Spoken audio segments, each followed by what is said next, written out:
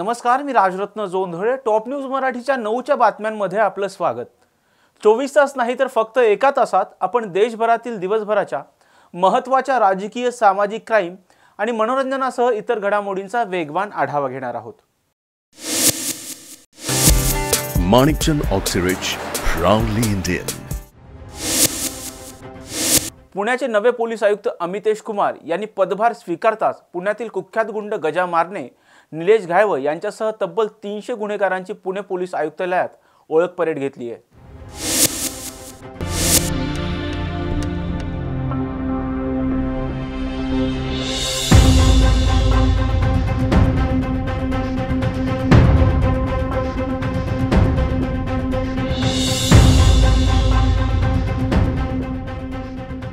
पुण्यातून एक मोठी बातमी समोर आली असून पुण्याचे नवे पोलीस आयुक्त अमितेश कुमार यांनी पदभार स्वीकारताच वाढत्या गुन्हेगारीला आळा घालण्यासाठी ॲक्शन मोडवर कारवाई केल्याचं पाहायला मिळतंय. पुण्यातील जे कुख्यात गुंड आहेत, ज्याच्यामध्ये गजा मारणे असेल, निलेश घायवळ असेल, बाबा बोडके असेल, या प्रमुख कुख्यात गुंडांची जी आहे ती आज ओळख परेड करण्यात आली. पुणे पोलीस आयुक्तालयामध्ये जी आहे ती ओळख परेड करण्यात आली. अशा प्रकारे कुख्यात गुन्हेगारांची जी आहे ती ओळख परेड करण्याची ही पुणे शहर पोलिसांच्या इतिहासातली पहिलीच वेळ असावी. पुणे शहरात गुन्हेगारीला आळा बसेल किंवा गुन्हेगारीला कुठल्याही प्रकारचा थारा नसेल, हा संदेश देण्यासाठी ही ओळख परेड जी आहे ती झालं असल्याचं पाहायला मिळतं आहे. प्रमुख ज्या टोळ्या आहेत त्या टोळीच्या प्रमुखांनाच थेट पोलीस आयुक्तालयात बोलवत त्यांची ओळख परेड जी आहे ती घेण्यात आलेली आहे.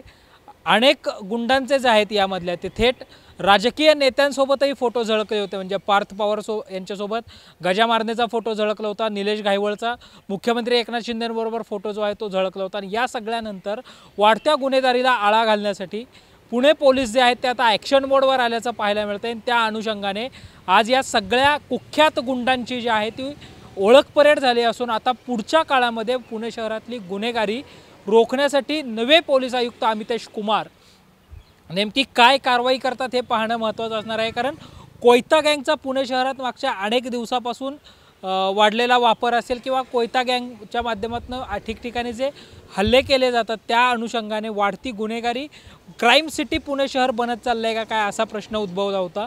आणि त्या अनुषंगाने आज पुण्याचे नवे पोलीस आयुक्त अमितेश कुमार यांनी कारवाईचा बडगा उगारला आहे. याचा नेमका परिणाम पुढच्या काळामध्ये कसं होतो हे पाहणं जे आहे ते महत्त्वाचं असणार आहे. पियुष येरवडेकरसह संकेत देशपांडे, टॉप न्यूज मराठी, पुणे. पिंपरी चिंचवडमध्ये अल्पवयीन विद्यार्थिनीवर अत्याचार करणाऱ्या नौशाद शेख विरोधात भाजपासह हिंदू संघटना एकवटल्यात. नौशाद शेख याच्या क्रिएटिव्ह अकॅडमीवर आम्ही बुलडोझर चालू असा इशारा भाजपाचे आमदार महेश लांडगे यांनी दिलाय. नौशाद शेखनं 2014 साली असंच कृत्य केलं होतं. तेव्हाच त्याच्यावर कठोर कारवाई केली असती तर आज ही वेळ आली नसती. त्याच्याकडे दुर्लक्ष केलं जात असल्यानं त्याचं धाडस वाढत चाललंय. त्याची ही वृत्ती वेळीच ठेचायला हवी. त्यामुळे त्याचं वकीलपत्र कोणीच घेऊ नये असं आवाहन भाजपाच्या आमदार उमा खापरे यांनी केले. गृहमंत्री देवेंद्र फडणवीस यांनी नौशाद शेखची मानसिकता ठेचावी अशी मागणी हिंदुत्ववादी संघटनांनी केली आहे. क्रिएटिव्ह अकॅडमी, नौशाद शेख, असे बरेचसे नौशाद शेख राहतात इकडं सगळीकडं, पण त्यांच्याकडे दुर्लक्ष केलं जातं.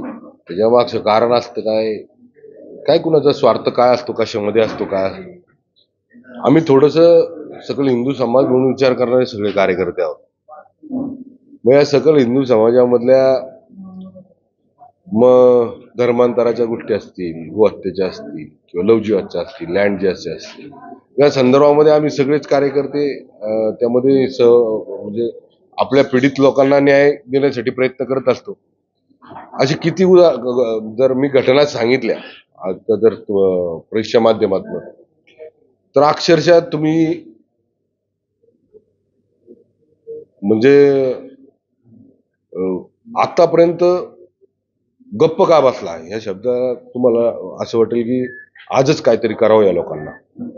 या लोकांनी फार चुकीचं काम केलं. आता विद्यार्थी जर 10वी 12वीचा विद्यार्थी मोठ्या विश्वासानं पालक जर या अशा माणसाकडे ठेवत असतील आणि त्याचा गैरफायदा हा असा नौशाद शेख घेत असेल, तर मग विद्यार्थ्यांच्या शिक्षणापासून आता तुम्ही आपल्याकडे दुसरा प्रश्न पण तुमच्या त्याच्यामध्ये आहे की जर उद्या याच्यावर कारवाई झाली तर विद्यार्थ्यांच्या पुढलं शैक्षणिक आयुष्याचं काय.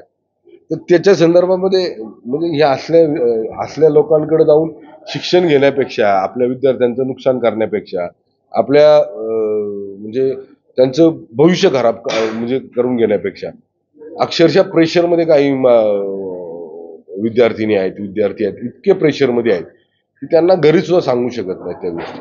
आणि त्या गोष्टी जर आमच्यापर्यंत आल्या तर आम्हाला त्याच्यापर्यंत गेलंच पाहिजे. जर आम्ही गेलो नाही तर मग त्यांच्याकडे लक्ष देणार कोण?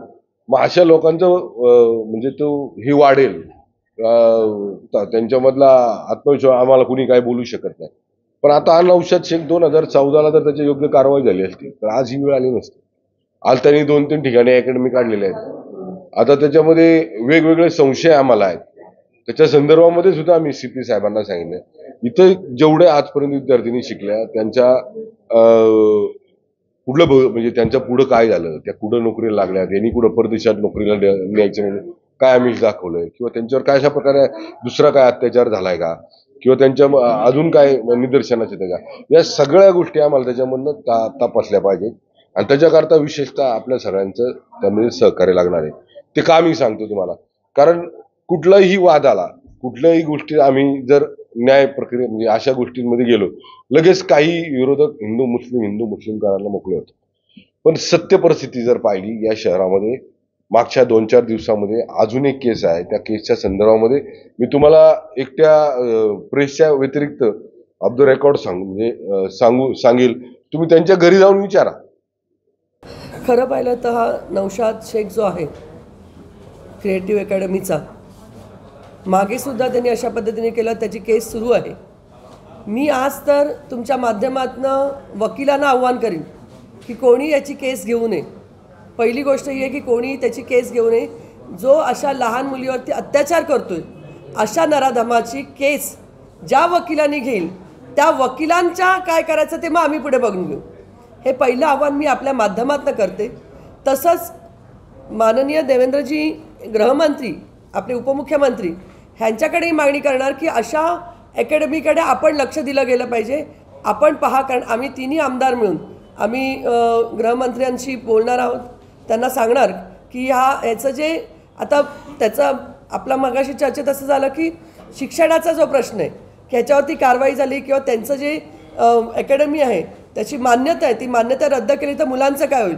आम्ही निश्चित जे शिक्षण मंत्री आहेत आपले केसरकरजी ह्यांच्याशी सुद्धा बोलू की या माध्यमातून आपण त्या मुलींच्या नुकसान होऊ नये ही सुद्धा आपण त्या माध्यमातून मागणी करणार आहोत. तसंच जर पाहिलं तर ह्या ज्या दुसऱ्या मुली आहेत त्या दुसऱ्या मुलींची सुद्धा माहिती, खरंच त्यांच्याशी सुद्धा काही घडलं का ह्याचंसुद्धा चौकशी करण्यात येत आहे. ती करण्यात यावी. महिला आयोगाच्या माध्यमातून सुद्धा ह्याची चौकशी व्हावी अशीही आपल्या माध्यमातून आम्ही मागणी करणार आहोत. तसंच मीडियाने सुद्धा ह्याच्यामध्ये मोठ्या प्रमाणात साथ दिली पाहिजे, कारण या अकॅडमीमध्ये 2014मध्ये घटना घडूनही मुलींना ॲडमिशन कसे पालक घेतात, मीडियाच्या माध्यमातून प्रत्येक ठिकाणी जर हे पोचलं तर निश्चितच कुठेतरी हे थांबेल असं मला वाटतं. हा जो काही क्रिएटिव्ह अकॅडमीचा नौशाद शेख आहे, हा मुळातच जिहादी मानसिकता ठेवलेला हा व्यक्ती आहे. आपण जे काय त्याची प्रकरणं पाहाल, 2014ला पण त्यांनी असंच प्रकरण केलं होतं, पण काही पुराव्याअभावी अजूनही ती कोर्टात केस चालू आहे. पण आता पुन्हा एकदा त्याचे असे बरेच प्रकरणं बाहेर आलेले. काही मुलींनी माझ्याशी संपर्क केलेला आहे त्या विविध राज्यातील. तर आता सध्या तरी इथलं जे काय पोलीस प्रशासन आहे ते योग्य ती कारवाई चालू आहे. मी फक्त देवेंद्रजी आपले जे गृहमंत्री त्यांना एवढीच मागणी करतो की ज्या प्रकारे तुम्ही महाराष्ट्रात योगी पॅटर्न चालू केलेला आहे, देवेंद्रजींच्या मी तुमच्या माध्यमातून देवेंद्रजींना एवढीच विनंती करू इच्छितो की त्याच्या घरावरती बुलडोझर चालवण्यात यावा. बुलडोझर ज्या अर्थी चालवला त्या अर्थी त्याची मानसिकता ठेचली जाईल. बाकी पोलीस प्रशासन आता त्यांची कारवाई करत आहे. ज्यावेळेस आम्हाला असं वाटेल की पोलीस प्रशासन कुठेतरी कमी पडते, बजरंग दल त्यांच्या पद्धतीने उत्तर निश्चित देईल. राज्यसभा निवडणुकीआधी भाजपाचा मास्टर प्लॅन पुढे आला असून महाविकास आघाडीने दुसरा उमेदवार दिल्यास भाजपा चौथा उमेदवार देण्याची दाट शक्यता आहे. राज्यसभेच्या 6 जागांसाठी निवडणूक येऊ घातलेली आहे. 27 फेब्रुवारीला राज्यसभेच्या 6 जागांसाठी, म्हणजे तशी 56 जागांसाठी, त्यामध्ये महाराष्ट्रातल्या 6 जागा आहेत, त्यासाठीची निवडणूक प्रक्रिया जी आहे ती पार पडणार आहे. सकाळी 9 ते दुपारी 4 पर्यंत मतदान आणि सायंकाळी 5 नंतर जी आहे ती मतमोजणीला सुरुवात होणार आहे. या निवडणुकीच्या दृष्टिकोनातून महाराष्ट्रासाठी जर आपण पाहिलं तर महाराष्ट्रामध्ये राज्यसभेच्या ज्या 6 जागा आहेत तिथे आता भाजपाचे 3 उमेदवार आहेत. भाजपाचे 3 खासदार जे आहेत ते पाहायला मिळत आहेत. त्याच्यामध्ये जर आपण पाहिलं तर केंद्रीय मंत्री नारायण राणे आहेत, माजी केंद्रीय मंत्री प्रकाश जावडेकर आहेत आणि परराष्ट्र मंत्री व्ही मुरलीधरन आहेत. त्याचबरोबरीने जर आपण पाहिलं तर ठाकरे गटाकडेचा एक खासदार आहे, ठाकरे गटाकडून अनिल देसाई हे खासदार आहेत. वंदना चव्हाण ज्या राष्ट्रवादी शरद पवार गटाच्या नेत्या आहेत त्या देखील खासदार आत्ता आहेत आणि त्यांच्यासोबतच जर आपण पाहिलं तर कुमार केतकर जे काँग्रेसचे खासदार आहेत. या 6 महाराष्ट्रातल्या खासदारांचा कार्यकाळ जो आहे तो संपत आहे आणि त्यांच्या जागी आता निवडणूक जी आहे ती लागलेली आहे. या सगळ्या निवडणुकीमध्ये मवियाला घेरण्यासाठी, अर्थात महाविकास आघाडीला घेरण्यासाठी भारतीय जनता पक्षानं रणनीती आखल्याची माहिती जी आहे ती माहिती आता समोर येते किंवा तशी माहिती मिळते की जर मवियाने 2 उमेदवार दिले तर भाजपात 4था उमेदवार जो आहे तो देऊ शकतो. म्हणजे अशी शक्यता व्यक्त केली जाते. असं बोललं जात होतं की राज्यसभेची जी निवडणूक आहे ती बिनविरोध होईल, मात्र जर मवियाने 2 उमेदवार दिले तर तिथे भाजपात 4था उमेदवार देईल आणि पर्यायाने निवडणूक होण्याची शक्यता जी आहे ती बोलली जाते. आता जर आपण कोटा पाहिला तर आत्ताच्या कोट्यानुसार भाजपाचे 3, दादांच्या राष्ट्रवादीचा 1 आणि शिवसेना शिंदे गटाचा 1, त्याबरोबरीनं काँग्रेसचा 1, असे 6 उमेदवार जे आहेत ते निवडून येऊ शकतात असं आत्ता. कारण की जर स्पष्ट बहुमत आपण पाहिलं तर ठाकरे गट आणि शरद पवार गटाकडे बहुमत नसल्यामुळं ठाकरे गट आणि पवार गट जो आहे तो उमेदवार देणार नाही असं बोललं जात होतं. त्यामुळं या कोट्यानुसार निवडणूक बिनविरोध होण्याची शक्यता जी आहे ती बोलली जात होती. मात्र जर मवियाने 2 उमेदवार दिले तर भाजपा 4था उमेदवार देईल आणि पर्यायाने तिथे निवडणूक होईल. म्हणजेच एक प्रकारे मवियाला घेरण्यासाठी भाजपानं मास्टर प्लॅन केल्याची माहिती समोर येते. पियुष शिरवडेकरसह संकेत देशपांडे, टॉप न्यूज मराठी. सातारा तालुक्यातील राष्ट्रीय महामार्गालगत असणाऱ्या नागठाणे परिसरात मिठाईच्या दुकानाला आग लागल्याची घटना घडली आहे.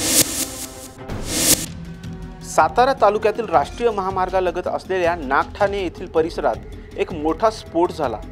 यात एका मिठाईच्या दुकानाला भीषण आग लागल्याची घटना आज पहाटे घडली आहे. या आगीचं कारण अद्यापही अस्पष्ट असून या आगीत मिठाईच्या दुकानाचं मोठं नुकसान झालंय. घटनास्थळी अग्निशामक दल दाखल झालं असून आग विझवण्याचं काम सुरू आहे. साताऱ्यातील प्रतापगडावरील मुख्य बुरुजाच्या डागडुजीचं काम सध्या सह्याद्री प्रतिष्ठान या खाजगी संस्थेकडून केलं जात होतं. ते काम तात्काळ थांबवण्यात यावं असे आदेश प्रशासनाने दिले आहेत. पुणे विभागाच्या सहाय्यक संचालकांनी पत्र काढून हे काम तात्काळ थांबवण्याचे आदेश सह्याद्री प्रतिष्ठानला दिले आहेत. प्रतापगडावर सुरू असलेलं हे काम निकृष्ट दर्जाचं असल्याबाबत स्थानिक नागरिकांनी या कामावर आक्षेप घेतला होता. दगडी बांधकामाऐवजी कडप्पा लावून हे काम केलं जात होतं. त्यामुळे याबाबत प्रशासनानं सह्याद्री प्रतिष्ठानवर कारवाई केली आहे. नमस्कार, मी संतोष आडगू जाधव, किल्ले प्रतापगड ग्रामस्थ गडकरी. प्रतापगडच्या भूमीमध्ये माझा जन्म झाला आहे आणि प्रतापगड वरती मायभवानी सामाजिक संस्था यांच्यामार्फत मी आणि आमचे मार्गदर्शक आदरणीय चंद्रप्पा उतेकर यांच्या प्रयत्नातून लोकसहभागातून आम्ही प्रतापगड जीर्णोद्धाराचं काम हाती घेतलं होतं. त्याच्यानंतर प्रतापगड जीर्णोद्धार समिती एक निर्माण होऊन तिथं काम चालू झालं. कालांतराने ती बंद पडली. पण पुन्हा एक सह्याद्री प्रतिष्ठान नावाची एक महाराष्ट्रातली एक संस्था आहे, त्यांनी अवैधरित्या प्रतापगडच्या नावाखाली पैसे कमवले. आणि ह्या प्रकारे तुम्ही जरा व्हिडिओ इकडे दाखवा. हे बघा, ह्या प्रकारे प्रतापगडच्या तडबंदीचं दगडाऐवजी फरशीचं काम केलेलं आहे. ही बघा, ही फरशी क्लोज घ्या साहेब. हे बघा, ही फरशी तडबंदीचा काही संबंध नाही आणि अशी नॉमिनल हे केलेलं आहे. जवळपास 50 लाखाचा भ्रष्टाचार ह्या कामावरती झाला. माझं मत आहे की प्रतापगड ग्रामस्थ यांना कुणालाही विश्वास न घेता प्रतापगड ग्रामपंचायतची NOC नसतानासुद्धा हे काम केलेलं आहे. आणि हे काम निव्वळ फक्त पैशाच्या हव्यासापोटी, प्रतापगड हा शिवाजी महाराजांचा एक वीक पॉईंट की अफजल खानला मारलं म्हणून हा महाराष्ट्रामध्ये प्रसिद्ध झाला. आणि महाराजांच्या नावाखाली पैसे कमवण्याचा धंदा कुठलीही संस्था करत असेल तर आम्ही सहन करणार नाही. महाराष्ट्र शासनाचं पुरातत्व खातं असेल त्याच्यामध्ये ते वहाने साहेब म्हणून कोणतरी आहेत, त्यांनी परमिशन दिले असं ते बोलत आहेत. त्यांच्यावरती पण कारवाई झाली पाहिजे. कारण आम्ही इथले मूळ आहे, आमची 14वी पिढी इथे चालू आहे. आदरणीय उदयन महाराज प्रतापगडचा रहिवासी आहे। आज सकाळी आम्ही पूर्ण ग्रामस्थांनी प्रतापगडचा मुख्य चिलकती बुरुज आहे त्याची पाहणी केली। त्याच्यावरती सह्याद्री प्रतिष्ठान मार्फत जे काही RCC काम झालं आणि त्याच्यावरती त्यांनी अक्षरशः मार्बलचा कडापा लावलेला आहे ड्रिलिंग करून आणि ते निष्कृष्ट दर्जाचं पूर्णपणे काम केलेलं आहे। आपला आज महाराष्ट्रातलं आपण गड किल्ल्यांचं वैभव जपण्याचा प्रयत्न करतोय आणि याच्यामध्ये जिथं दगडी काम होणं गरजेचं आहे त्या ठिकाणी त्यांनी पूर्णपणे मार्बलचा कडापा लावलेला आहे। आणि हे काम करत असताना महाराष्ट्रातल्या बऱ्याचशा मराठी अभिनेत्यांना प्रतापगड किल्ल्यावरती घेऊन येऊन त्यांना आव्हान केलं की महाराष्ट्रातल्या गड किल्ल्यांसाठी स्वराज्य निधी जमा करा आणि महाराष्ट्रातल्या तमाम जनतेनं महाराष्ट्रातल्या किल्ल्यांसाठी स्वराज्य निधी दिलेला आहे आणि ह्या स्वराज्य निधीचा अशा प्रकारे किल्ल्यांच्या ठिकाणी काम करताना गैरवापर केला जातो। या ठिकाणी स्थानिक प्रशासन त्याचप्रमाणे जिल्हाधिकारी आणि मुख्य म्हणजे पुरातत्व विभाग, ज्या पुरातत्व विभागामार्फत ह्या आपल्या गड किल्ल्यांना परवानगी दिली जाते कारण की गड किल्ले हे आपले जागतिक वारसा आहेत, वर्ल्ड हेरिटेज साईटमध्ये यांची नोंद आहे। तर या किल्ल्यांचं काम पुरातत्व विभागामार्फत अशा प्रकारचे निकृष्ट दर्जाचं काम केलं जातं आहे। याच्यावरती पुरातत्व विभागाने सुद्धा पाहणी करणं गरजेचं आहे आणि या ठेकेदारांना वेळेच आळा घालणं गरजेचं आहे कारण की महाराष्ट्रामध्ये मनापासून सुद्धा दुर्ग संवर्धन करणाऱ्या काही अनेक संस्था आहेत, त्यातलीच आपली प्रतापगडची माय भवानी सामाजिक संस्था, त्यांनी सुद्धा गडाचं काम खूप चांगल्या पद्धतीने केलेलं आहे आणि आता काही संस्था येत आहेत तिथं फक्त पैसे कमवण्याचं काम करतायत। 2022 साली सुद्धा गडाचं मुख्य तटबंदीच्या खालची काही भिंत कोसळली, त्याच्यामध्ये त्यांनी अक्षरशः थर्माकोल वाचलेला आहे आणि त्या संस्थेने काम केलं त्यांनी सह्याद्री प्रतिष्ठानने केलेलं आहे। अशा प्रकारचं निकृष्ट दर्जाचं काम केलं जातं आहे। याच्यावरती वेळीच आपण सगळ्या शिवभक्तांनी आळा घालणं गरजेचं आहे आणि स्थानिकांचं सुद्धा लक्ष असणं गरजेचं आहे। मी मृणाल उतेकर, राहणार किल्ले प्रतापगड। आज सकाळी इथं प्रतापगडचा जो चिलकत बुरुज आहे त्याच्या खालचं जे बांधकाम चालू होतं तर सकाळी येऊन बघितलं तिथं ते टाईल्स लावत होते म्हणून आम्ही त्यांना सांगितलं बाबा हे तुम्हाला कुणी सांगितलं, तर त्यावेळेला संबंधित ठेकेदार तिथं असल्यावर तो म्हटला की हे आम्हाला वाहने साहेबांनी आणि ते चंदनकर सह्याद्री प्रतिष्ठानचे चंदनकर त्यांनी आम्हाला हे काम करायला सांगितलं। आता प्रशासन पण ही किल्ल्याचं पुरातत्व भागाकडे काम दिलेलं आहे तरी पण सुद्धा हे अशा संस्था लोकांकडून शिवप्रेमींकडून पैसे घेऊन हे काम करतात। याची आम्हाला अत्यंत खंत आहे की जे शिवप्रेमींचे पैसे आहेत ते अशा चुकीच्या कामांसाठी वापरले ह्याच्याकडे प्रशासनानं आणि जिल्हाधिकाऱ्यांनी कलेक्टरांनी सगळ्यांनी याच्याकडं जातीनं लक्ष देऊन काय चाललंय हे याच्याकडं पाहणं गरजेचं आहे। बुलेटिनमध्ये घेऊयात एक छोटासा break. Come on guys, hurry up. अरे सुन ना, एक ब्रेक ले लेते हैं। Guys, I am telling you, तुम लोगों को सही से ट्रैकिंग नहीं आता, but that's okay, you can learn. रोज का ढक्कन देना। ये रेड वाला है, सही वाला देना। अबे ढक्कन, पहले तो सही पानी पीना।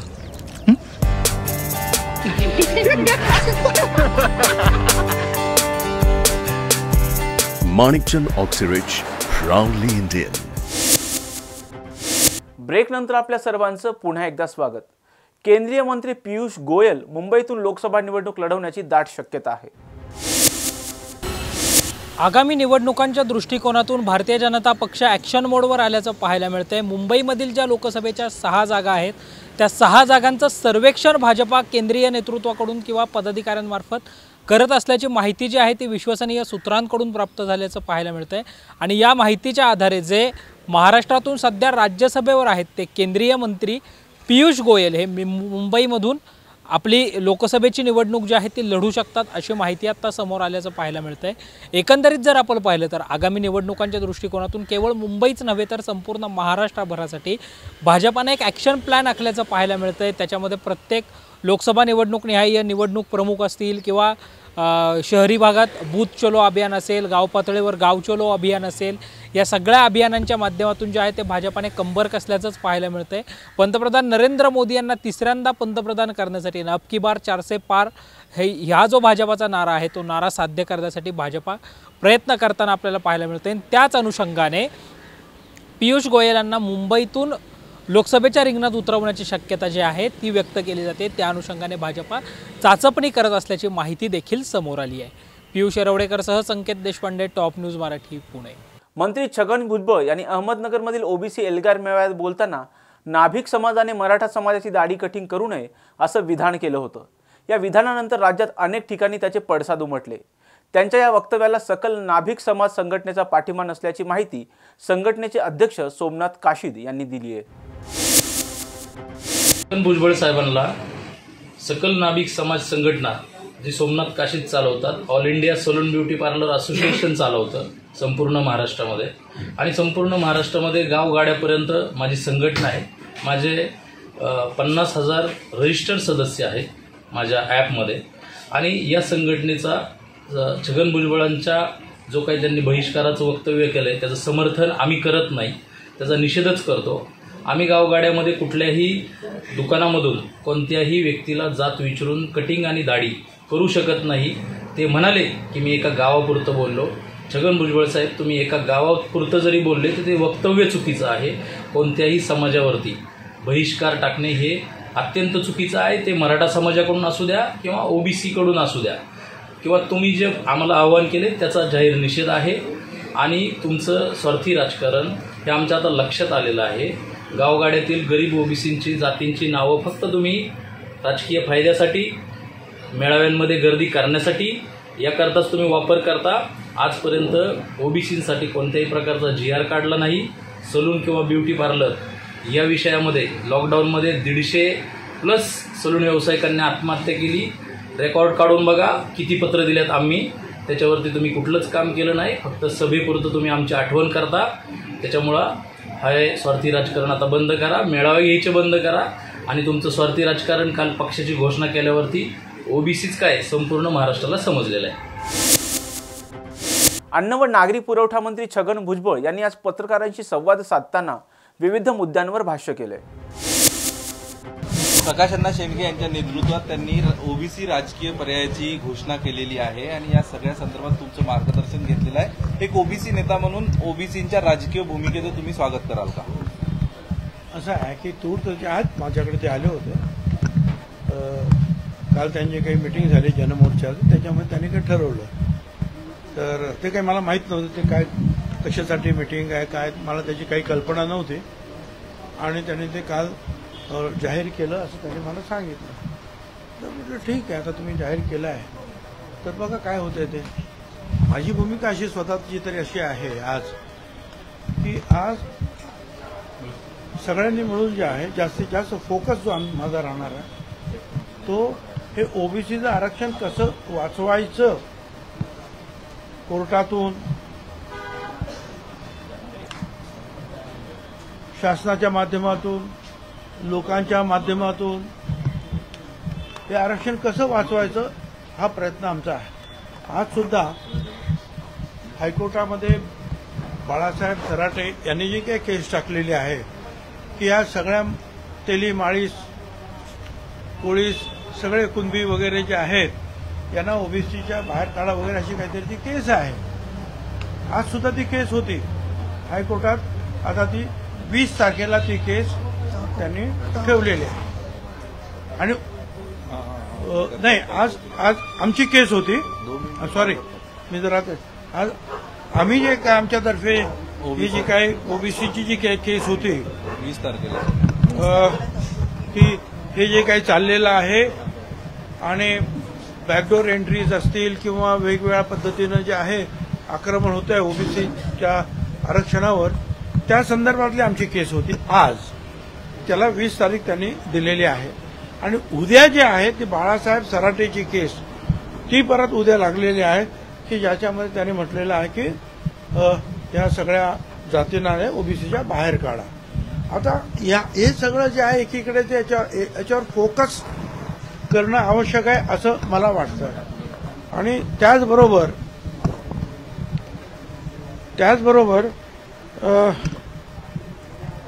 आम्ही ज्या रॅलीज घेतो त्याच्यामध्ये सर्व पक्षाचे लोक असतात, बीजेपीचे पण आमदार असतात, काँग्रेसचे सुद्धा माझे आमदार किंवा इतर मुख्य असतात, उद्धव बाळासाहेब ठाकरे पक्षाचे सुद्धा लोक असतात। हे सगळे लोक जे आहेत आज एकत्रित सर्व पक्षातले ओबीसीचे लोक जे आहेत एकत्रित जे आहेत या सगळ्या बाबतीमध्ये आरक्षण वाचवण्यासाठी आमच्याबरोबर येत आहेत, रॅलीमध्ये बोलत आहेत, सहभागी होत आहेत। आणि मग अशा वेळेला जर मी आम्ही नवीन पार्टीचा जर काही विचार केला तर ही सगळी मंडळी जी आहेत हे काय करणार मग? त्याच्यामुळे जे आहे कदाचित जे आहेत वेगवेगळे जे आहेत मतप्रवाह आणखीन वेगवेगळ्या पद्धतीनं व्हायला सुरुवात होईल आणि आज जे ओबीसी जे आहे सगळे एकत्र येत आहेत तिथे कुठे खंड पडेल का याचा सुद्धा विचार करायला हवा. त्यामुळे आज मी स्पष्ट सांगू इच्छितो, आज आमचा संपूर्णपणे आमचा फोकस, माझा फोकस सर्व पक्षांचे सहकार्य घेऊन सरकारमध्ये सुद्धा पक्षाच्या मध्ये जे ओबीसी असतील किंवा आमची बाजू मांडणारे लोक असतील त्या सगळ्यांचं सहकार्य घेऊन हे ओबीसीवरचं आक्रमण थांबवणं याला जास्तीत जास्त जे आहे आपण त्याच्यावर लक्ष दिलं पाहिजे, थ्रस्ट दिला पाहिजे, फोकस त्या विषयावर करायला पाहिजे अशी माझी भावना आहे. बाकी लोकशाही आहे, मग ते कुणाला काय करायचं आहे कुणाला काय करायचं त्याला मी काही विरोध करू शकत नाही. आपण ओबीसीचं मी सांगितलं ना, लोकशाही आहे, ज्यांना जे जे काही करायचं आहे ते करू शकतात. परंतु माझं स्वतःचं मत असं आहे की आज जास्तीत जास्त पूर्ण ताकद सर्व पक्षातल्या ओबीसी आमदार असतील, नेते असतील, त्यांची ताकद ओबीसी आरक्षणाच्या बाजूनं उभी करणं गरजेचं आहे. त्यासाठी ह्या सगळे ज्या आमच्याबरोबर अनेक आमदार वगैरे येतात, नेते येतात, त्यांना बरोबर घेऊन आपण लढाई पुढे न्यायची याच्यावर माझा सगळा थ्रस्ट आहे. त्यामुळे कुठेतरी ओबीसी नेते पुढे नेक्स्ट मोठ्या प्रमाणात विखुरले जातात. पुढे त्याच्यावर उत्तर दिलं मी आणि मी माझं मत काय ते पण सांगितलं. आपण जर बघितलं तर नाभिक समाजाबाबतचं जे वक्तव्य होतं ज्यावरनं एक थोडंसं त्यावर काय स्पष्टीकरण नाभिक समाजाचे नेते त्यांनी दिलेलं आहे, त्यांनी तुमच्या पाठीशी नेमकं काय घडलं होतं तुमच्याकडनं ऐकायचं. असं आहे की मी ज्या वेळेला भाषणाला उभा राहिलो ते अर्थातच हे आपलं कर्पुरी ठाकूर हे नाभिक समाजाचे होते, त्यांना सुद्धा भारतरत्न वगैरे मिळालं, ह्या सगळ्यांच्या गोष्टींचा उल्लेख झाला. आणि नेमका त्याच दिवशी काही तास अगोदर माझ्याकडे एक मेसेज आला होता की एका गावामध्ये एका नाभिक बांधवाने ओबीसीचं पोस्ट केली ओबीसीच्या बाजूने, म्हणून मराठा समाजातले तिथले लोक, त्या गावातले लोक, त्यांनी अशी म्हणजे मेसेजद्वारे दवंडी पिटवली की या माणसाच्या, या नाभिकाच्या दुकानावर कुणीही जायचं नाही केस कापायला, म्हणजे त्याच्यावर बहिष्कार टाकायचा. त्यानं मला ते आठवत नाही, काढावं लागेल, जायचं नाही. तर मी म्हटलं हे असं कसं? उद्या त्या गावच्या सगळ्या लोकांनी ठरवलं, म्हणजे नाभिक समाजाने, की तुम्ही आमच्या अशा बांधवावर जर तुम्ही बहिष्कार टाकला आणि उद्या सगळ्या नाभिक तिथल्या नाभिक समाजाने तुमच्यावर बहिष्कार टाकला, जे मराठा समाजाचे लोक म्हणतात की बहिष्कार, तर मग तुम्ही काय करणार? मग काय एकमेकाची केस कापत बसणार? त्या गावापुरता हा प्रश्न होता आणि नाभिक समाजाची बाजू घेऊन मी बोललो होतो की अशा प्रकारे बहिष्काराची गोष्ट कुणीही बोलता कामा नये, त्याचा उलट परिणाम सुद्धा होऊ शकतो. आता सुद्धा जे आहे म्हणजे अनेकांनी जे आहे त्यांचे नाभिक समाजाच्या संघटना लोक त्यांनी माझी बाजू घेऊन मांडलेली आहे, ते आलेले आहे. आता सुद्धा जे आहेत ते दत्तात्रय अनारसे जे आहेत महाराष्ट्र नाभिक महामंडळाचे, त्यांनी सुद्धा तेच सांगितलं की सगळं का मी जे म्हणतो तेच त्यांनी सांगितलं की गावापुरतं मर्यादित होतं, आमच्या माणसावर बहिष्कार टाकलेला होता आणि तेवढंच ते होतं. तर ते अर्धवट वगैरे जे काही माहिती जे कोणी देत असतील त्याच्या आहारी कोणी जाऊ नये म्हटलेलं आहे. ते सगळे आता नाभिक समाजाचे सगळे महामंडळ माझ्या बाजूने उभे राहत आहेत. यानंतर तुमच्या हे वक्तव्य त्यानंतर झालेल्या वादानंतर जरांगे म्हणतायत की अशा पद्धतीचा जर तुम्ही अपमान करत असाल तर जरांगे काय, जरांगेंना सांगा तू अगोदर ग्रामपंचायतीला उभा राहा. छगन भुजबळ या ग्रामपंचायतीने मुंबईच्या महानगरपालिकेत 25 वर्ष निवडून येऊन 2 वेळा महापौर झाला आणि 2 वेळा आमदार सुद्धा झाला आणि त्याच्यानंतर येवलेला सुद्धा 4 वेळा आमदार झाला. तर तू मला सांगण्याची काही गरज नाही ग्रामपंचायतीला वगैरे काय. तू अगोदर उभा राहा नीट. हा उगीच काहीतरी. आणि तो सुद्धा जो आहे धरंगे हा आमच्यामध्ये फूट पाडण्यासाठी कधी म्हणणार मी धनगरांची बाजू लढणार आहे, कधी म्हणणार मी नाभिक समाजाची बाजू लढणार आहे. अरे तू तर आमच्या धनगर समाजावर, आमच्या नाभिक समाजावर, त्यांचं सगळ्यांचं आरक्षण जे आहे त्याच्यावर डल्ला मारण्याचं काम तू आणि तुझे सगळे सहकारी करतात. ते थांबा अगोदर. खूप उपकार होतील आमच्या सगळ्यांवर. तू ओबीसी समाजामध्ये तुझं जे आरक्षण घेण्याचं जे काम चाललंय ते तू मागे घे. ओबीसी समाज तुझे उपकार आम्ही मान्य करू. काही नाही या विषयावर चर्चा नाही, काही झाली नाही. काही झाली असेल तर मी बोललो असेल.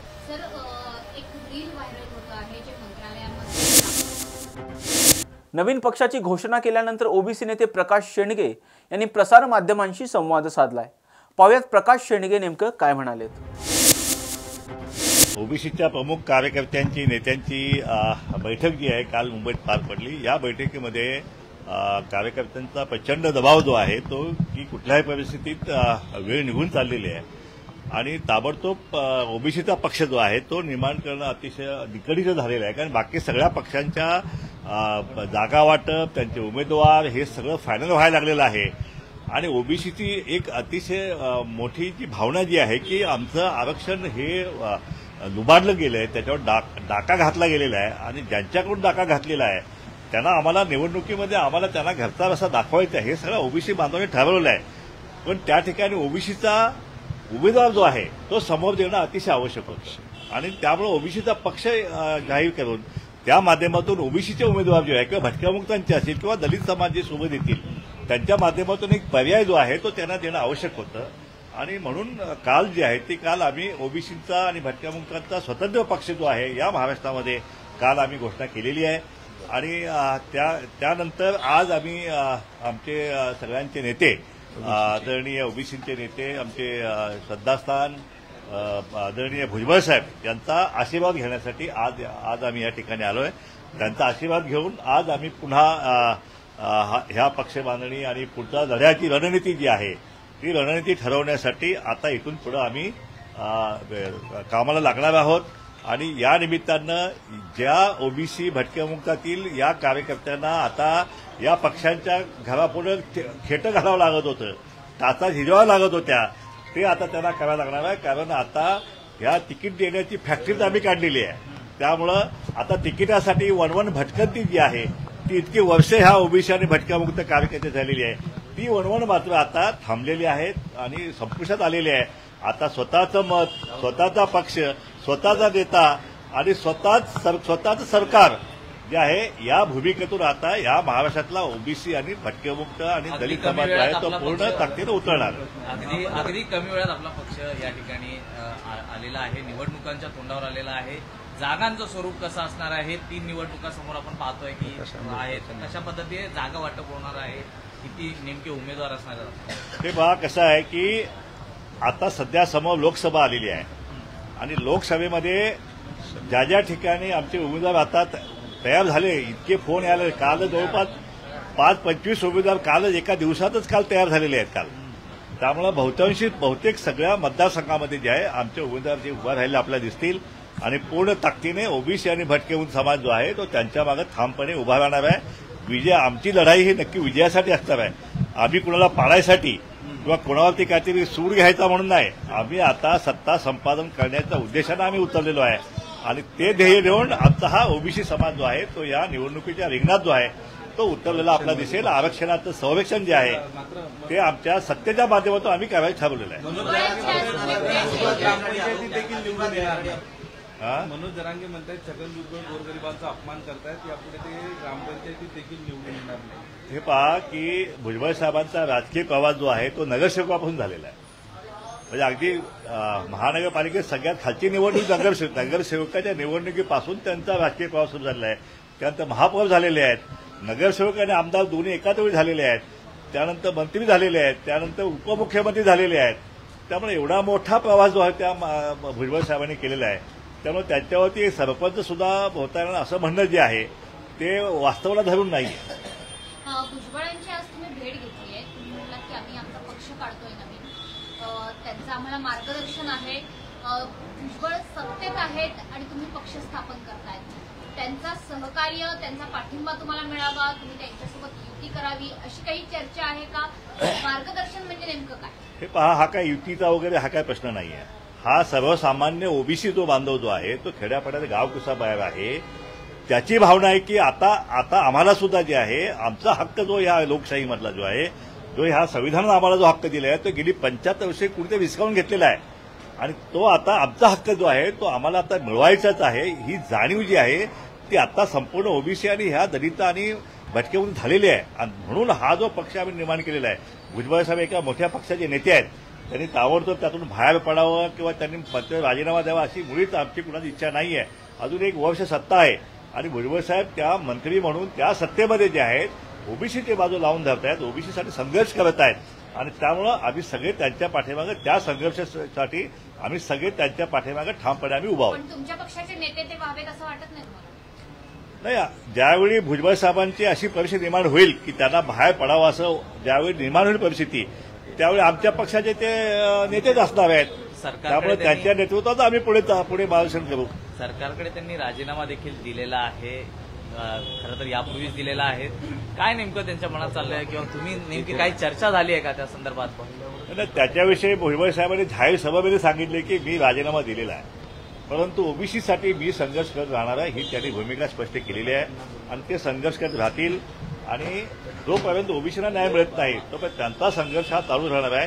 आमची लढाई जी आहे ती राजकीय न्याय द्यायचा, पॉलिटिकली जे आहे ते आतापर्यंत जे शोषण झालेलं आहे या ओबीसी आणि भटक्या त्यांचा हक्क जो आहे तो हक्क त्यांना देण्यासाठी आमची लढाई आहे, राजकीय लढाई जी आम्ही सुरू करत, त्यासाठी आम्ही नवीन पक्ष जो आहे तो काढलेला आहे.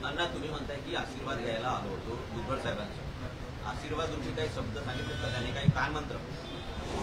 हे पहा, याच्यामध्ये राजकारणामध्ये कानमंत्र वगैरे असं काय नसतं. खाली समजणे वाले को इशारा काफी है, समजलं. नाभिक समाजाने जे आंदोलन छेडलं होतं किंवा भुजबळांनी जे आवाहन केलं होतं त्यावरती जरांगे पाटील म्हणलं की नाभिक समाजाची माफी भुजबळांनी मागायला हवी. हे पहा, नाभिक समाजाविषयी जे वक्तव्य भुजबळ साहेबांनी केलं त्यावेळी मी स्वतः त्या व्यासपीठात होतो. भुजबळ साहेबांनी कुठलंही आक्षेपार्ह असं कुठलंही वक्तव्य केलेलं नाही. या उलट नाभिक समाजाच्या दुकानावर जर बहिष्कार घातला मराठा समाजाने तर मग ती नाभिक समाजानुसार त्यांचा बहिष्कार टाकावा, अशा प्रकारे वक्तव्य जे आहे ते भुजबळ साहेबांनी केलेलं आहे आणि त्याच्यामध्ये काही वावगं बोललेलं नाही आहेत.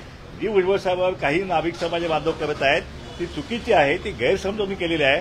नाभिक समाजाचे नेते आदरणीय अनारशेजी ते आता या ठिकाणी भुजबळ साहेबांना पाठिंबा देण्याचं पत्र जे ते घेऊन आलेले आहेत ते या ठिकाणी आपल्याला त्यांच्या समाजाच्या वतीनं त्यांची भूमिका मांडतील. एक प्रश्न असा आहे की लोकसभा निवडणुकीचं बिगुल केव्हाही वाजू शकतं, मात्र पुण्यातनं तहसीलदार कार्यालयातनं ईव्हीएम मशीन चोरीला गेलेलं आहे, कंट्रोल युनिट चोरीला गेलेलं आहे. काय कसं पाहता एकूणच या घटनांकडे आपण? हे आता निवडणूक म्हणलं की ह्या सगळ्या भानगडी होतच राहणार आहे. कोण चोऱ्या माऱ्या अमकं टमकं पेट्या पळवणं हे काय नवीन नाही या देशाला काय, त्यामुळे असं सगळं होतच राहणार आहे. पण तरी सुद्धा निवडणूक आहे त्या होणारच आहेत आणि त्या आम्ही सुद्धा पुढे ताकदीने लढणार आहोत. एक मिनिट. हा, नाभिक समाजाचे नेते लोकसभेच्या जागा तुम्ही लढवण्याचा विचार करताय का? कारण पहिली निवडणूक ती येईल आणि त्याच्यानंतर 100% लोकसभेच्या निवडणुका आम्ही लढणार आहोत आणि 48 जागासाठी आम्ही आमचे उमेदवार आम्ही उभा करणार आहोत. आम्ही प्रकाश आंबेडकर जे आहेत, आंबेडकर साहेबांचे नातू आहेत, महामानवाचे नातू आहेत, त्यांचं आमचं आरक्षण जे आहे ते त्यांनी आम्हाला दिलेलं आहे आणि आमच्या आरक्षणाला संरक्षण करण्यासाठी बाबासाहेब प्रकाश आंबेडकरांनी आमच्यासोबत यावं किंवा त्याचं ते कर्तव्य आहे असं आमच्या सभामध्ये सुद्धा आम्ही त्यांना आवाहन केलं आणि त्यांनी सुद्धा ओबीसीच्या आरक्षणाचं ताट वेगळं आहे, मराठा समाज ताट वेगळा आहे आणि एकमेकाच्या ताटाची अशी भूमिका त्यांनी घेतलेली आहे. आणखी एक महत्वाची भूमिका आंबेडकर साहेबांनी घेतलेली आहे की आरक्षणवाद्यांनी इथून पुढे आरक्षणवाद्यालाच मतदान दिलं गेलं पाहिजे आणि आरक्षणवाद्यालाच निवडून आणलं गेलं पाहिजे. ही भूमिका प्रकाश आंबेडकरांनी यापूर्वी मोठ्या सभातून मांडलेली आहे आणि त्यामुळे मी आपल्या माध्यमातून त्यांनाही आवाहन करतो की हा ओबीसी आणि भटके मुक्तांचा हा जो राजकीय लढा जो आहे त्याच्यामध्ये आपण आमच्यासोबत यावं आणि हा लढा जो आहे आणखीन तीव्र होईल. संपूर्ण सत्ता जी आहे ती आपल्या या ठिकाणी या दलित बांधव आणि ओबीसी भटक्यामुक्तांची येऊ शकते, अशा प्रकारे आम्ही आवाहन त्यांना केलेलं आहे. एवढंच नव्हे तर जर सेकंड कॅटेगरी जी आहे, जी दुसरी फळी आहे दलित समाजाची, त्यांना सुद्धा आम्ही आवाहन करतोय की तुम्ही सुद्धा आमच्यासोबत या आणि गावगाड्यामध्ये हा जो आता निवडणुकीचा रणसंग्राम आहे, आपल्या हक्काचा जो त्या सत्तेतला वाटा जो आहे तो आम्ही या ठिकाणी हस्तगत करण्यासाठी दलित बांधवांनी सुद्धा आमच्यासोबत खांद्याला लढावं. मुस्लिम बांधवांसुद्धा जे आहे त्यांनाही आम्ही आवाहन केलेलं आहे. मुस्लिम ओबीसी मोठ्या संख्येनं आमच्यासोबत आता एकत्र येत आहे. त्यामुळं ओबीसी भटकेमुक्त दलित आणि मुस्लिम हे जर एकत्र झाले या निवडणुकीमध्ये 80% वोट बँक जी आहे ती आमच्या मागे उभा राहायची शक्यता निर्माण झाली आहे. त्यामुळं इतर पक्षांचं काय होणार मला माहीत नाही, पण आमचा विजय जो आहे आमचे उमेदवार नक्कीच विजय संपादन करतील, यात काळी मात्र शंका नाही.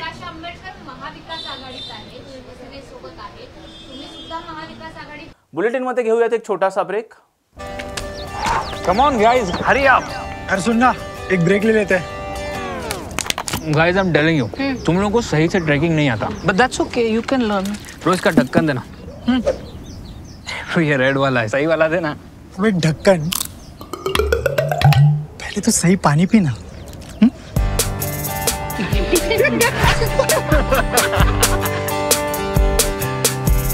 Manikchand Oxyrich, proudly Indian. Break नंतर आपल्या सर्वांचं पुन्हा एकदा स्वागत. मनोज जरांगे पाटील यांनी आज जालन्याचे नवीन पोलीस आयुक्त यांच्याशी चर्चा केल्यानंतर त्यांनी प्रसार माध्यमांशी संवाद साधलाय. पाहुयात मनोज जरांगे पाटील नेमकं काय म्हणाले. हा दौरा आंतरवालीहून आम्ही अहमदनगर मार्गे आळंदीला जातोय.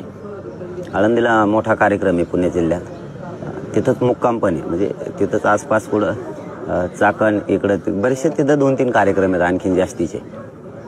सकाळी 7 तारखेला म्हणजे आज 7 तारखेला सकाळी आम्ही खोपोली मार्गे पनवेल मार्गे कामोठ्याला जातोय, तिथं एक मोठा कार्यक्रम आहे कामोठ्याला. त्यानंतर नवी मुंबई चेंबूर छोटे तिथं पण कार्यक्रम आहे. ते करत आम्ही सायंकाळी 6 वाजता दादरला कार्यक्रम आहे. तो कार्यक्रमाच्या अगोदर वकील बांधवांची पण बैठक आहे 4 वाजता.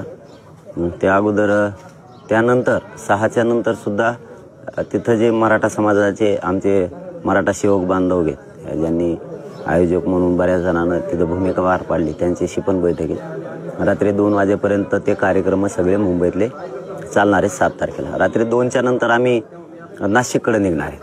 त्याच रात्री सकाळी 8 वाजता 8 तारखेला 11 वाजता साल्हेर किल्ला आहे, म्हणजे नाशिक सटाणा या मार्गे साल्हेर किल्ल्यावरती कार्यक्रम आहे. तिथं 4 वाजेपर्यंत आम्ही 4च्या नंतर कार्यक्रम तो संपला की तिथून आम्ही नाशिक मार्गे बहुतेक वैजापूरला कार्यक्रम, मला आता डिटेल नाही सांगता येणार, वैजापूरला कार्यक्रम आहे संभाजीनगर जिल्ह्यात. तिथून संभाजीनगर पुन्हा अंतरवाली.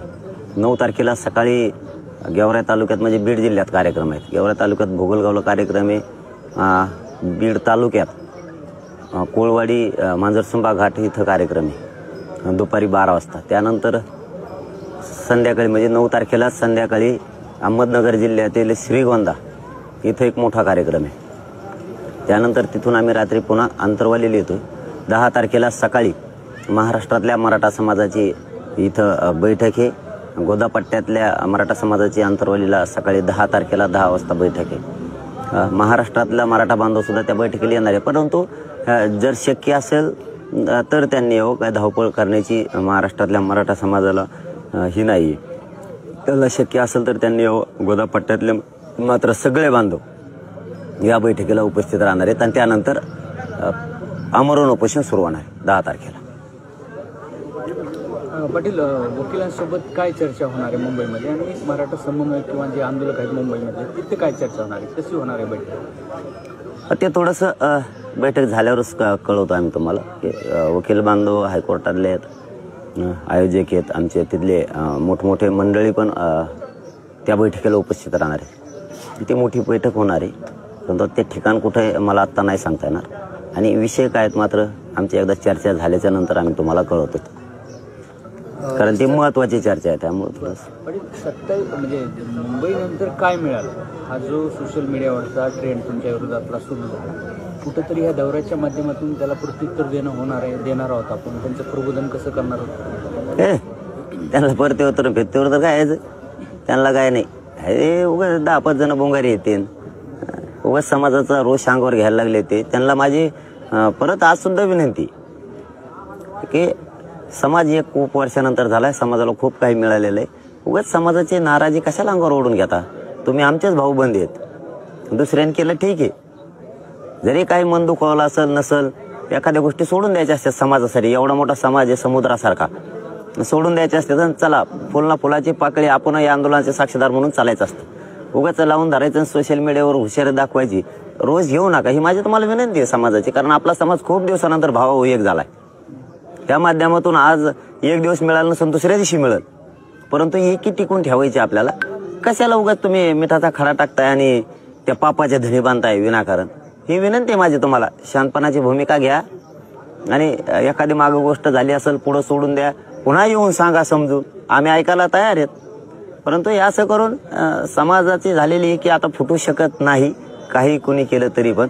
आणि त्याच्यावर बरेचसे आम्ही काल बी दिवसभर काही चेक केलेत आमच्या लोकांनी, त्यातले काही मोगम फेकच आहेत. आणि इतर जे बोलतात त्यांच्याकडून अपेक्षाच नाही आम्हाला, ते तर आमच्या विरोधातच आहेत. का बी आमचे 10-20-50 जण आहेत, त्यांनी थांबाव, आता त्यांच्या नेत्याचे उगाच नाव उघड होणार आहेत.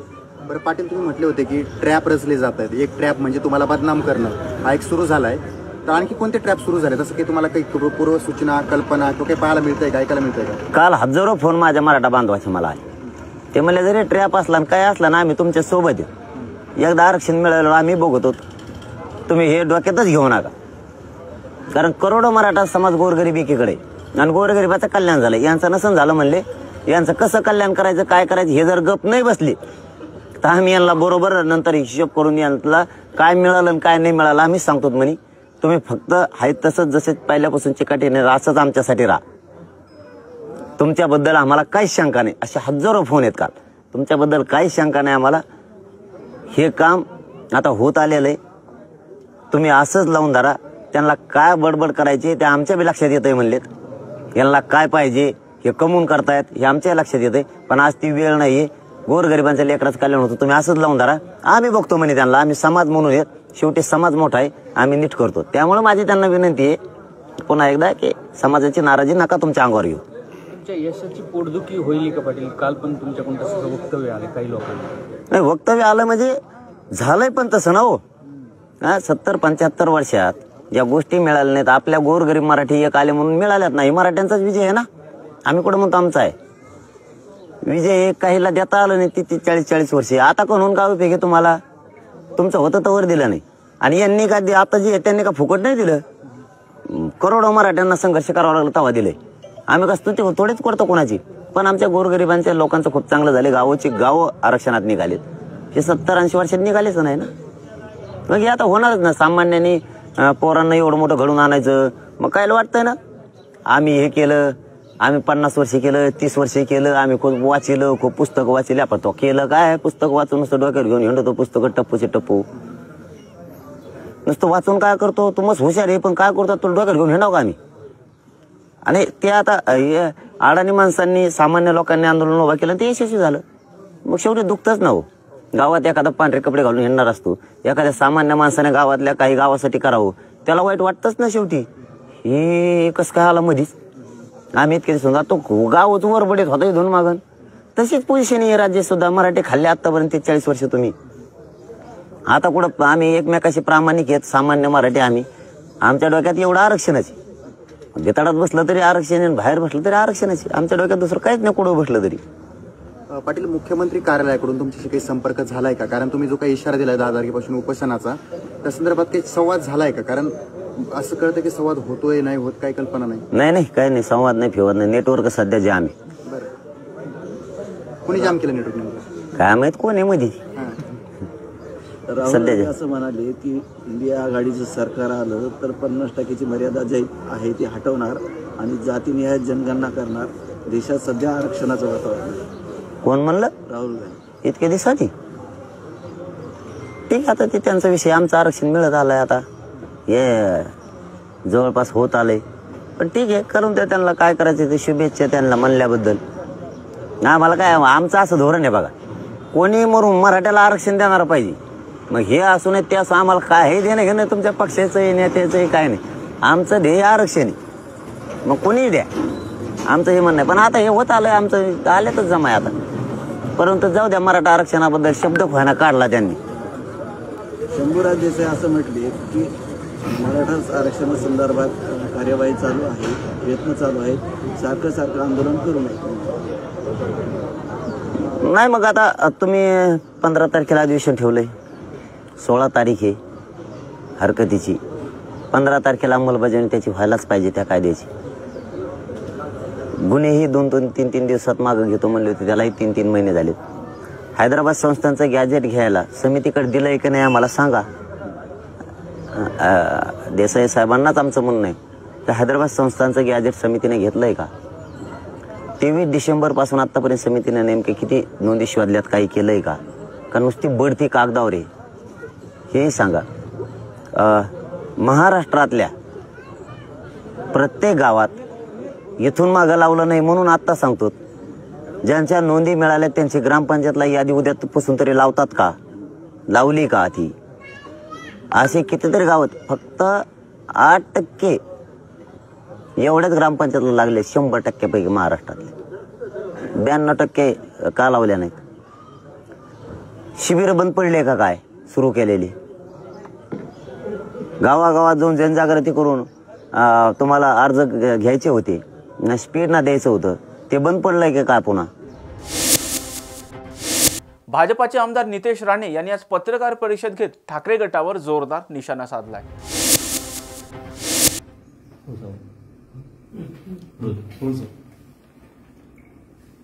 काही दिवसा अगोदर मालेगाव शहरामध्ये 300 कोटीपेक्षा जास्त वीज चोरी होण्याचे सत्य मी आपल्या माध्यमातून मांडलेलं होतं. आणि तेव्हा हाही उल्लेख केलेला की त्या संबंधित उपमुख्यमंत्री आदरणीय देवेंद्र फडणवीसजींबरोबर आमची बैठक झालेली, त्या संबंधित लोकांची बैठक झाली. आता अभिमानाने मी सांगू शकतो की त्या बैठकीचे पडसाद मालेगावमध्ये पाहायला मिळत आहेत. आणि काही अधिकाऱ्यांचं पथक तयार केलं गेलेलं आहे आणि त्याप्रमाणे ह्या सगळ्या गोष्टीची रिकव्हरी ही होण्याची सुरुवात झालेली आहे. यासाठी मी आदरणीय देवेंद्र फडणवीसजी आणि BG शेखर यांचा मी मनापासून आभार मानतो की त्यांनी आमच्या मागणीच्या अनुसार मालेगाव वासियांना न्याय देण्याचं काम सुरू केलेलं आहे. त्या बोलण्यामध्ये मी मालेगावचा उल्लेख मिनी पाकिस्तान म्हणून केलेला आणि त्यामुळे खूप लोकांना हिरव्या मिरच्या झोंबल्या आणि सतत माझ्याबद्दल मालेगावमध्ये प्रेस घेणं, नोटिसेस पाठवण्याचं काम मोठ्या प्रमाणामध्ये चाललंय. मालेगाव हे आमच्या महाराष्ट्राचा एक महत्वाचा भाग आहे. महाराष्ट्राचे नागरिक तिथे राहतात आणि महाराष्ट्राच्या मध्ये राहून अगर कोण पाकिस्तानचं उदो करत असेल तर ह्यावर आम्ही आजही बोलणार, उद्याही बोलणार, कितीही नोटीस पाठवल्या तरीही बोलणार. कारण का ह्याची कारणं आहेत. कारण का मालेगावमध्ये राहून अगर पाकिस्तान जिंदाबादचे अगर नारे आणि घोषणा कोण देत असतील, याचं मी मुद्दामून तुम्हाला एक छोटासा व्हिडिओ दाखवतो. हा मालेगावचा व्हिडिओ आहे.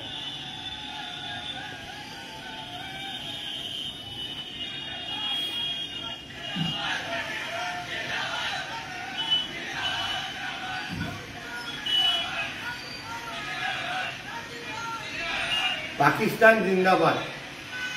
आता हे पाकिस्तान मध्येच ऐकायला मिळत असेल आणि पाकिस्तान जिंदाबादचे नारे अगर मालेगाव आणि महाराष्ट्रातल्या एका शहरामध्ये ऐकायला मिळत असेल तर त्याबद्दल बोलायचं नसेल तर ते आमच्या धर्मात आणि राष्ट्रवादमध्ये बसत नाही. म्हणून त्या पातळीवर आम्ही ह्याबद्दलचं विश्लेषण आणि उत्तर देऊ. संजय राजाराम राऊतनी आज मोठ्या पत्रकार परिषदेमध्ये आदरणीय मोदीजी आणि मोदीजी स्वतःचं गुणगान कसं गातात, कालच्या भाषणामध्ये त्यांनी नेहरूजींचे जे काही सत्य दाखवलं की नेहरूजींनी आपल्या भारताला आळशी कसं बनवलं, याचं अतिशय उत्तम विश्लेषण आमच्या पंतप्रधानांनी काल सभागृहामध्ये केलं. आणि अपेक्षेप्रमाणे गांधी कुटुंबियाचा नवीन कामगार संजय राजाराम राऊत ह्याला मिरच्या झोंबल्या पाहिजेत होत्या. पण मला एक प्रश्न संजय राजाराम राऊतला विचारायचा आहे. एका बाजूनी तू मोदीजींवर टीका करतोस, एका बाजूनी भारतीय जनता पक्षावर तू गरळ ओकतोस, एका बाजूनी सामनाचा अग्रलेख हा शिबू किंवा तो हेमंत सोरेन हे किती हे कसे झुकले नाहीत त्याबद्दल तुमचा अग्रलेख लिहून येतो. पण दुसऱ्या बाजूने तुझा मालक पूर्ण कोकण दौऱ्यामध्ये